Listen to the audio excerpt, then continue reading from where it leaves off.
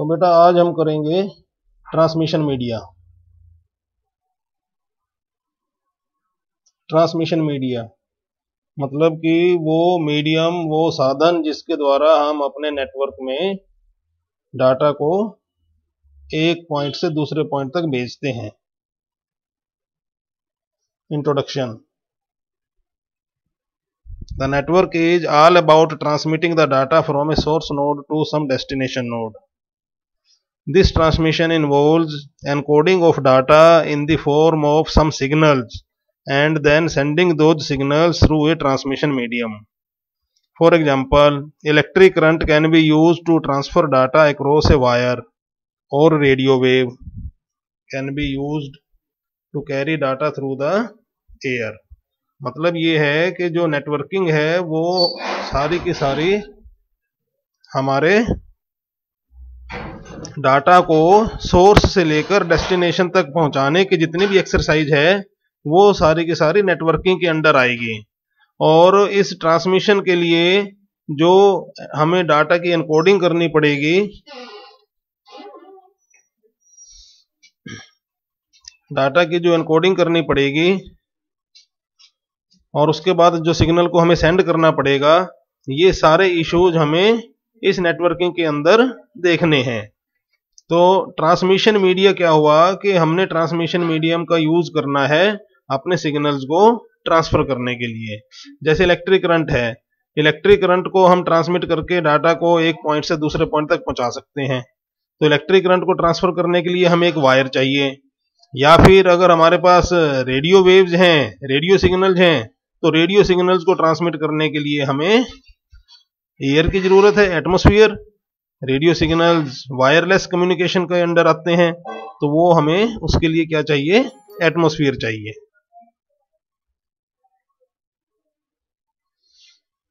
अब इसकी टाइप्स देखो ट्रांसमिशन मीडियम की। Various transmission media can be classified into two categories. तो दो कैटेगरीज में आप इनको डिवाइड कर सकते हो। एक वायर्ड मीडिया है, वायर्ड मीडिया से क्या होगा, गाइडेड ट्रांसमिशन होगी। और दूसरा वायरलेस मीडिया है, वायरलेस मीडिया में अनगाइडेड ट्रांसमिशन होगी। गाइडेड और अनगाइडेड का मतलब क्या हुआ कि गाइडेड ट्रांसमिशन वो होती है जिसमें कि एक पॉइंट से दूसरे पॉइंट तक सिग्नल की जो रूट होगा वो रूट डिफाइंड है, मतलब कि एक वायर है होगी उसमें, तो वायर के ऊपर ही सिग्नल प्रोपेगेट होगा और वो वायर जहां से जिस रूट से होकर जा रही है, जिस रास्ते से, वही रास्ता आपके सिग्नल का भी होगा। एक मिनट और कोई आना चाहता है।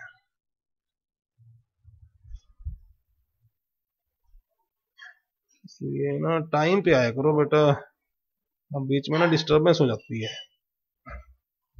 और है कोई?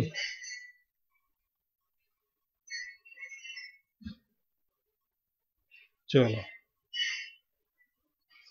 तो ये टाइप्स बता रहा था मैं आपको, वेरियस ट्रांसमिशन मीडियम की टाइप्स। वायर्ड मीडियम, वायर्ड में आपको जो सिग्नल होगा वो एक वायर के थ्रू जाएगा, वो गाइडेड ट्रांसमिशन कहलाएगी। और वायरलेस मीडिया जो होगा वो अनगाइडेड ट्रांसमिशन होगा। वायरलेस मीडिया में जिसमें वायर की जरूरत नहीं है, एटमॉस्फेयर में ही आपका सिग्नल ट्रांसफर हो रहा है, ट्रांसमिट हो रहा है, प्रोपेगेट हो रहा है, तो वो जो ट्रांसमिशन होगी वो अनगाइडेड ट्रांसमिशन है, वो सभी डायरेक्शन में प्रोपेगेट होगा वो सिग्नल। अब कॉपर वायर देखो, वायर्ड के अंदर सबसे पहले आएगी हमारे पास copper wire. Primary medium to connect computers, ये सबसे ज्यादा चलने वाला जो कंपोनेंट है कॉपर वायर, सबसे ज्यादा यूज होता है नेटवर्किंग के अंदर। वायर्ड कम्युनिकेशन में इसका यूज होगा, वायर्स बनेंगे, कॉपर वायर का हम यूज करते हैं कम्युनिकेट करवाने के लिए।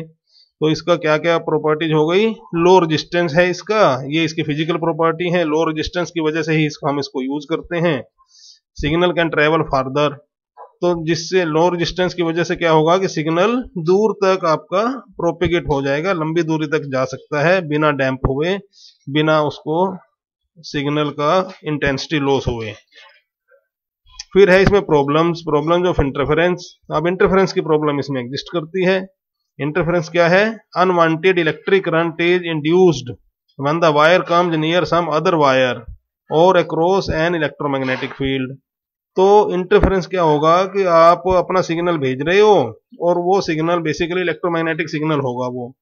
तो इलेक्ट्रोमैग्नेटिक सिग्नल जो है वो वायर किसी दूसरे वायर के कांटेक्ट में आकर और उसके इलेक्ट्रोमैग्नेटिक सिग्नल का अटैक आपकी वायर वाले सिग्नल पर हो जाएगा, जिससे कि इंटरफेरेंस हो जाएगी। अब इंटरफेरेंस से बचने का तरीका क्या है? Position of the wire matters, मतलब कि आपकी वायर किस पोजीशन पे है दूसरी वायर के मुकाबले में, वो उससे इसका हल निकलेगा। Wires crossing at right angle do not generate current, तो जो वायर अगर 90 डिग्री पे वायर एक दूसरे को क्रॉस कर रही हैं तो उनसे फिर इलेक्ट्रिक सिग्नल जनरेट इंड्यूस नहीं होता। But when to wires run parallel strong interference occurs, तो लेकिन अगर दो वायर्स पैरेलल रन कर रही हैं तो उनमें फिर वो जो इंटरफेरेंस है वो इंड्यूस हो जाता है। In networking the wires normally run parallel to each other, अब नेटवर्किंग में तो वायर्स पैरेलल ही रन करती हैं। आपकी दो वायर्स हैं, तीन वायर हैं, सारों इकट्ठी एक पॉइंट से दूसरे पॉइंट तक जाती हैं। So interference is a serious problem, तो इसलिए इंटरफेरेंस की प्रॉब्लम तो इसमें एग्जिस्ट करती ही है। अब इनके सोल्यूशन क्या हैं? अब देखो, इसमें तीन तरीके से हम इस इंटरफेरेंस को काबू करते हैं। एक तो है यूटीपी वायर यूज करके, एक कोएक्सियल वायर यूज करके, और एक एसटीपी। यूटीपी क्या है? Unshielded twisted pair. ये टीपी है, बेसिकली ट्विस्टेड है, ट्विस्टिंग करनी है हमने केबल की, तो ट्विस्टेड पेयर बोलते हैं उसको। यू तो अनशील्डेड के लिए बन गया और नीचे वाला एस जो है वो शील्डेड के लिए बन गया। तो शील्डेड और अनशील्डेड तो अभी बाद में समझा देता हूं मैं, पहले ट्विस्टिंग देखो, ट्विस्टिंग से क्या होगा। अनशील्डेड ट्विस्टेड पेयर, जिसको यूटीपी बोलते हैं, ये used in telephone system. Telephone system में इसका यूज किया जाता था। टेलीफोन नेटवर्क तो कंप्यूटर नेटवर्क से बहुत पहले से चल रहा है। तो the two wires are twisted with one another, तो इसमें दो वायर्स होती थी और उन दोनों वायरों को आपस में मरोड़ देते थे, एक दूसरे के ऊपर उनकी घुंडी बना लेते थे। Twisting change the electric properties of the wires, अब ट्विस्टिंग करने से क्या होगा कि जो एक वायर का जो इलेक्ट्रिक फील्ड है, मैग्नेटिक फील्ड है, इलेक्ट्रोमैग्नेटिक फील्ड है, वो बदलता रहेगा। ट्विस्ट होने से उसकी डायरेक्शन, उसकी जो प्लेन है वो बदलता रहेगा। And the wires become suitable to run parallel to each other, और इस तरीके से दोनों वायर्स, एक सेकंड कोई और आया है, नहीं,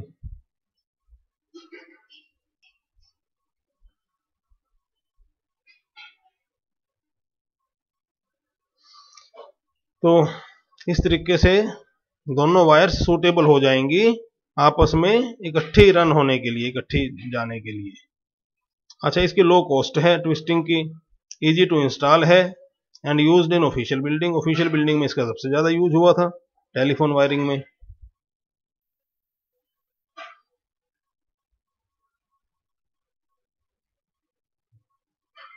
ये देखो, ये इसकी फिगर है ट्विस्टिंग की, अनशील्डेड ट्विस्टेड पेयर। ये अनशील्डेड है, शील्डेड भी आगे बताऊंगा।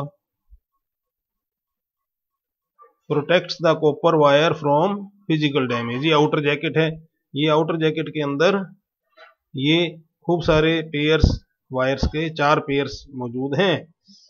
And protect the signal from interference, twisting करने से क्या होगा कि ये जो ट्विस्टिंग करने से जो आपका वायर्स है, इलेक्ट्रोमैग्नेटिक सिग्नल है, इंडक्शन है, वो बच जाएगी, वो उनसे इसको सिग्नल को लॉस नहीं होगा।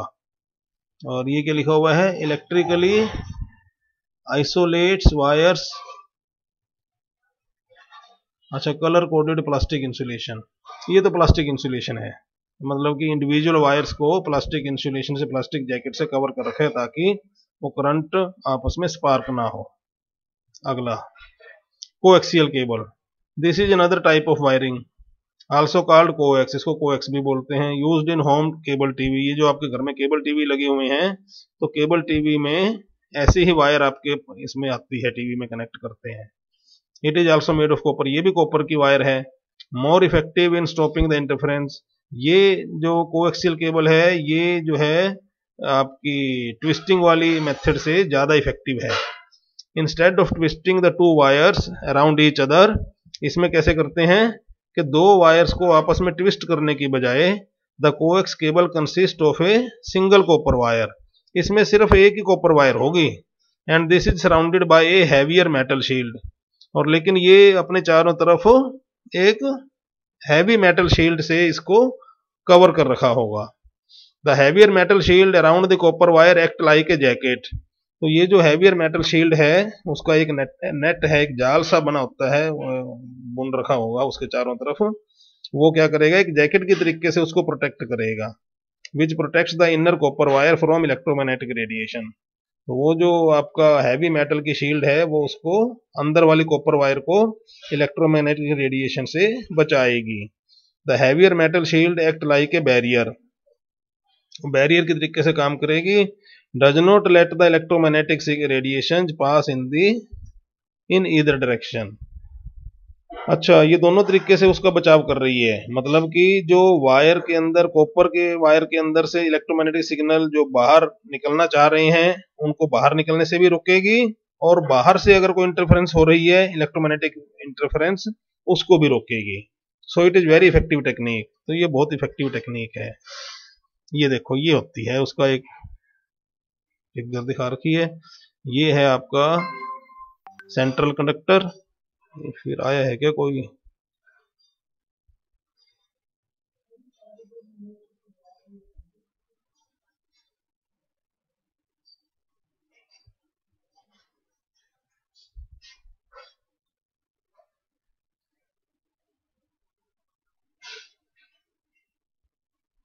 ये था, तो ये तो है कॉपर वायर स्ट्रेट, इसको आपने कवर कर दिया इंसुलेटर से, डाइलेक्ट्रिक इंसुलेटर है ये मेटेलिक शील्डिंग है, ये ऐसा जाल सा बना होगा इसके चारों तरफ, और ये उसके ऊपर उसकी आउटर जैकेट है। अब है एसटीपी, शील्डेड ट्विस्टेड पेयर। अब ये जो शील्डिंग थी, ये फिर सोचा कि भाई ये जो इसको ट्विस्टिंग जो है ना, ट्विस्टेड पेयर में भी शील्डिंग करके देख लेते हैं, मतलब कि वायर्स को ट्विस्ट तो करेंगे ही, लेकिन उनको पहले शील्ड भी कर देंगे, मतलब कि दो शील्डेड वायर्स को आपस में ट्विस्ट कर रहे हैं। तो इसमें क्या करेंगे, have the features of both the techniques, दोनों ही टेक्निक के फीचर मौजूद हैं। When we shield the individual wire with a net of heavy metal, तो जब हम इंडिविजुअल वायर्स को हैवी मेटल के नेट से सराउंड कर देंगे, and also twist them around, और उनको आपस में ट्विस्ट भी कर देंगे, देन वी गेट एसटीपी, तो वो होगा शील्डेड ट्विस्टेड पेयर, शील्डिंग भी है ट्विस्टिंग भी है।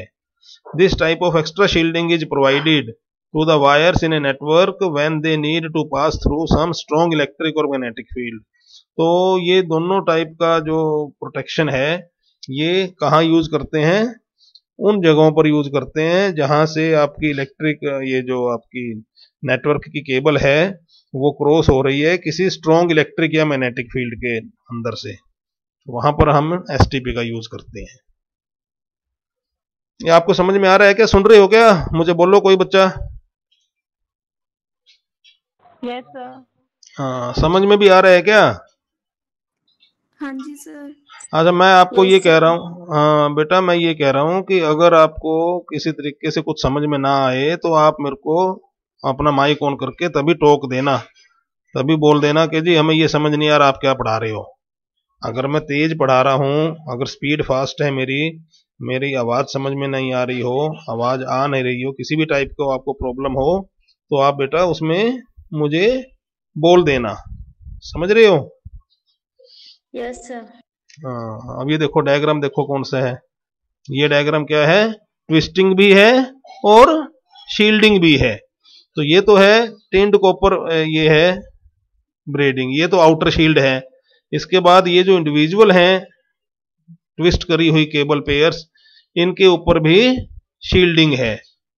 ये तो है कॉपर वायर, ये सेपरेटर हो गया, और ये इंसुलेटर हो गया, और ये पॉलिस्टर फिन हो गई, ये ड्रेन वायर हो गई। चलो, ओवरऑल एल्युमिनियम फॉइल शील्ड, ये ओवरऑल एल्युमिनियम फॉइल शील्ड है। अब दूसरा तरीका है ऑप्टिकल कम्युनिकेशन का। ऑप्टिकल फाइबर यूज करेंगे। अभी तक हम क्या यूज कर रहे थे, इलेक्ट्रोमैग्नेटिक सिग्नल यूज कर रहे थे, जो कि ट्रांसमिट कर रहे थे, जो कि हमारा कॉपर वायर का यूज कर रहे थे। कॉपर वायर की मदद से हम ट्रांसमिशन देख रहे थे। अब ऑप्टिकल जो ट्रांसमिशन है वो किसके थ्रू होगी, ऑप्टिकल फाइबर के थ्रू होगी। Another technique to transfer data, अब ये एक दूसरी टेक्निक है डाटा ट्रांसफर करने की। Light ray passes through very thin glass pipes called as fibres. तो इसमें लाइट रे पास करवाते हैं हम। These very thin glass tubes are packed in a plastic jacket, ये प्लास्टिक जैकेट के अंदर इनको पैक कर देते हैं।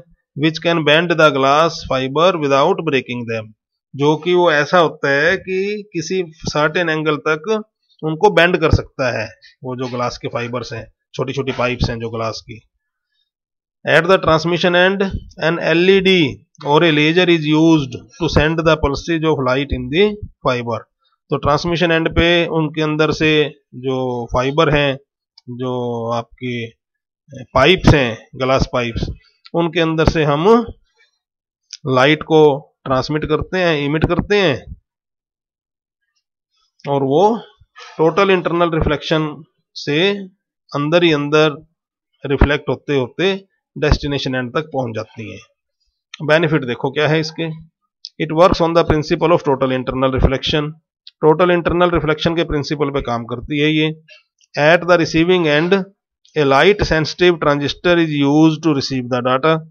तो रिसीविंग एंड पे एक लाइट सेंसिटिव ट्रांजिस्टर लगा रखा होता है जो कि लाइट के सिग्नल को रिसीव करता है। The benefit of optical fibre over copper wire is that these are free from electrical interference.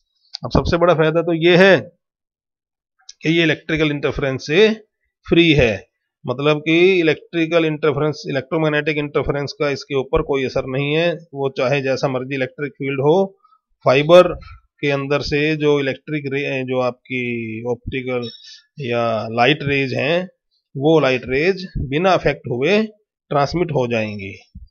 More over the light can travel much greater distance before it damps. दूसरा फायदा क्या हुआ कि light जो है वो डैम्प होने से पहले, कमजोर होने से पहले लाइट का जो सिग्नल है वो बहुत दूरी तक ट्रेवल कर लेगा। कॉपर में तो जो इलेक्ट्रोमैग्नेटिक सिग्नल था वो थोड़ी दूर तक जाकर ही डैम्प हो जाता था, उसको फिर मैग्नीफाई करना पड़ता था, एम्पलीफाई करना पड़ता था। लेकिन लाइट जो है वो बहुत लंबे डिस्टेंस तक बिना कमजोर पड़े ट्रेवल कर सकती है। डिसएडवांटेज देखो, the light ray can be encoded with a more data than an electric signal. अच्छा, ये तो अभी एडवांटेज ही चल रहे हैं भैया। The light ray can be encoded with more data than an electrical signal. तो इलेक्ट्रिक सिग्नल पे जितना डाटा अपलोड कर सकते हो उससे ज्यादा डाटा लाइट रे पर लोड हो जाएगा। So fibre optic results in higher throughput. तो फाइबर ऑप्टिक में जो उसका थ्रूपुट है वो ज्यादा होगा। It does not require a pair of fibres to take data as is needed in case of copper wire. हाँ, ये देखो कि जो आप कॉपर वायर का अगर यूज करते थे ना, तो आपको दो वायर यूज करनी पड़ती थी कॉपर की। एक कॉपर वायर पे सिग्नल जाता था और दूसरी वायर ग्राउंड वायर के तौर पे, ग्राउंड लेवल के तौर पे यूज होती थी, मतलब वो उसको न्यूट्रल वाला काम करती थी। तो कॉपर वायर पे सिग्नल ट्रांसमिट करने के लिए आपको एक pair of copper wire use करना पड़ता था। लेकिन फाइबर में ऐसी कोई वो नहीं है कि भाई आपको दो फाइबर लगाने पड़ेंगे, तो एक फाइबर पे ही आपका सारा डाटा ट्रांसमिट हो सकता है। ये बहुत अच्छा इसका एडवांटेज है कॉपर के मुकाबले में, ध्यान रख लेना इसको। अच्छा, अब डिसएडवांटेज देखो। डिसएडवांटेज क्या है? Require special sophisticated equipment for installation. अब इसकी इंस्टॉलेशन आसान नहीं है फाइबर की, इसके लिए बड़े स्पेशल जो है ना इंस्ट्रूमेंट आते हैं, सोफिस्टिकेटेड डेलिकेट इंस्ट्रूमेंट्स हैं, जिनकी अलाइनमेंट वगैरह करके और वो कॉपर का, इसका फाइबर का सेटअप तैयार करते हैं। Difficult to detect any breakage of fibre. अब मान लो आप वो फाइबर ले आए जी, केबल ले आए, अब वो केबल मान लो बीच में है तो वो ग्लास ही, मान लो वो ग्लास बीच में से क्रैक हो गया, टूट गया, तो बाहर से तो पता लगेगा ही नहीं।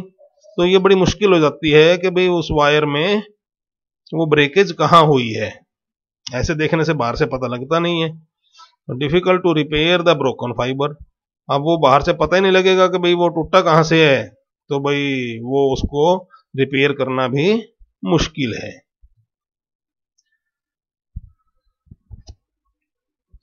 अच्छा, फिर देखो अनगाइडेड ट्रांसमिशन मीडियम। अब ये अनगाइडेड है। अनगाइडेड का मतलब इसमें कोई वायर यूज नहीं हो रही, बिना वायर के ही ट्रांसमिशन हो रही जा रही है। तो एनेबल्ड वायरलेस ट्रांसमिशन, ये वायरलेस ट्रांसमिशन में ही ये अनगाइडेड ट्रांसमिशन मीडियम यूज होगा। The medium of transmission is air, इसमें जो ट्रांसमिशन का मीडियम है वो क्या होगा, एयर होगी, या एटमोस्फियर कह लो उसको। The transmission and reception are done with the help of an antenna, तो इसमें जो ट्रांसमिशन और रिसेप्शन है वो एक एंटीना की मदद से किए जाएंगे। इसमें दो टाइप हैं, unidirectional and omni directional. Unidirectional में क्या होगा कि जो सिग्नल है वो एक फिक्स डायरेक्शन में ही उसको भेजा जाएगा, और ओमनी डायरेक्शन का मतलब चारों दिशाओं में वो सिग्नल फैल रहा है। फोकस्ड इलेक्ट्रोमैग्नेटिक बीम और स्प्रेड इन ऑल डायरेक्शन, ये यूनिडायरेक्शनल और ओमनी डायरेक्शनल बताया है कि यूनिडायरेक्शनल में तो क्या होगा, फोकस्ड इलेक्ट्रोमैग्नेटिक बीम होगी एक, और ओमनी डायरेक्शनल में वो spread in all direction. Frequency range देखो, focus can be made with a beam of high frequency. अब ये जो यूनिडायरेक्शनल में था कि अभी यूनिडायरेक्शनल में एक ही डायरेक्शन में आप बीम भेज सकते हो, तो उस बीम की फ्रीक्वेंसी हाई होनी चाहिए। कितनी हाई, 2 गीगाहर्ट्ज से लेकर 40 गीगाहर्ट्ज तक की फ्रीक्वेंसी होनी चाहिए। ये माइक्रोवेव वाली कैटेगरी के अंडर आ जाएगी ये फ्रीक्वेंसी। अच्छा, उससे कम फ्रीक्वेंसी वाले देख लो, frequencies in the range 30 megahertz to 1 gigahertz. अब 30 मेगाहर्ट्ज से लेकर 1 गीगाहर्ट्ज तक की जो फ्रीक्वेंसी की रेंज है, उनकी जो वेव्स होंगी used for omni directional transmission, उनका यूज ओमनी डायरेक्शनल, सभी डायरेक्शन में वो प्रोपेगेट होंगे। Called as broadcast radio range, इसको ब्रॉडकास्ट रेडियो रेंज बोलते हैं, ऊपर वाली को माइक्रोवेव बोलते थे। तीसरी देखो, third category of frequency range is from 3 × 10 की 11 टू 2 × 10 की 14 हर्ट्ज, ये इंफ्रारेड की रेंज है, used in local with in A room communication, ये एक रूम के अंदर की कम्युनिकेशन में इस फ्रीक्वेंसी का यूज करेंगे। अब एंटीना देखो इसके कैसे होंगे। The antenna used to transmit and receive the electromagnetic signal may vary in size depending upon their use, तो वो कितने साइज का सिग्नल होगा, कैसी शेप होगी, तो वो जो है उसके यूज पर डिपेंड करेगा। The antenna used to transmit and receive the signal several miles across a town are a 2-meter metal pole mounted vertically on the top of a building। क्या कह रहा है, antenna used to transmit and receive the signal several miles across a town।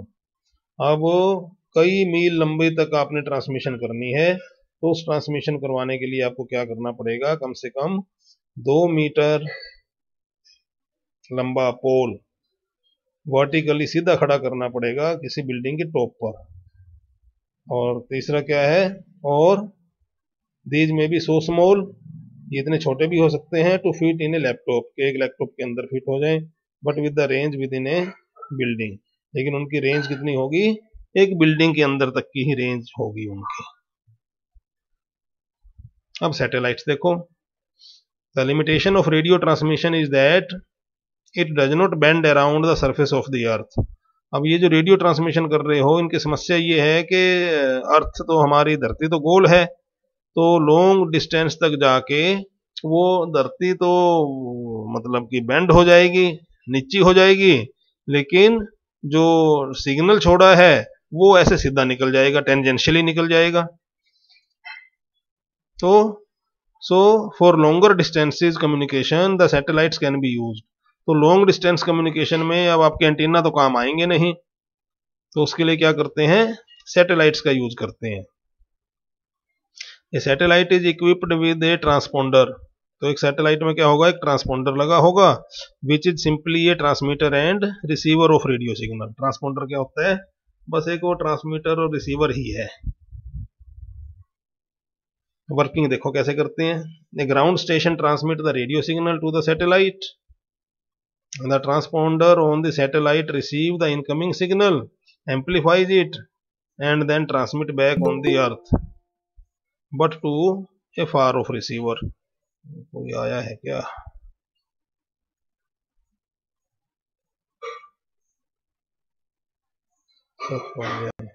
बेटा time पे आया करो। अब देखो कितने बजे आए हो तुम, है ना। अभी तो टाइम हो गया सारा, 12:30 बज गए। आगे से ऐसे मत करो।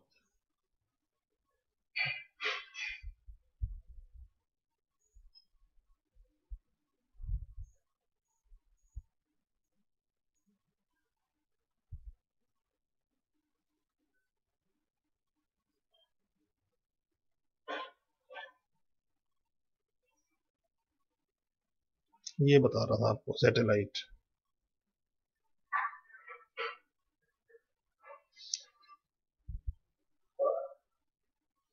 The transponder on the satellite receive the incoming signal बता दिया। Satellite is fitted with many transponder that provide the communication service.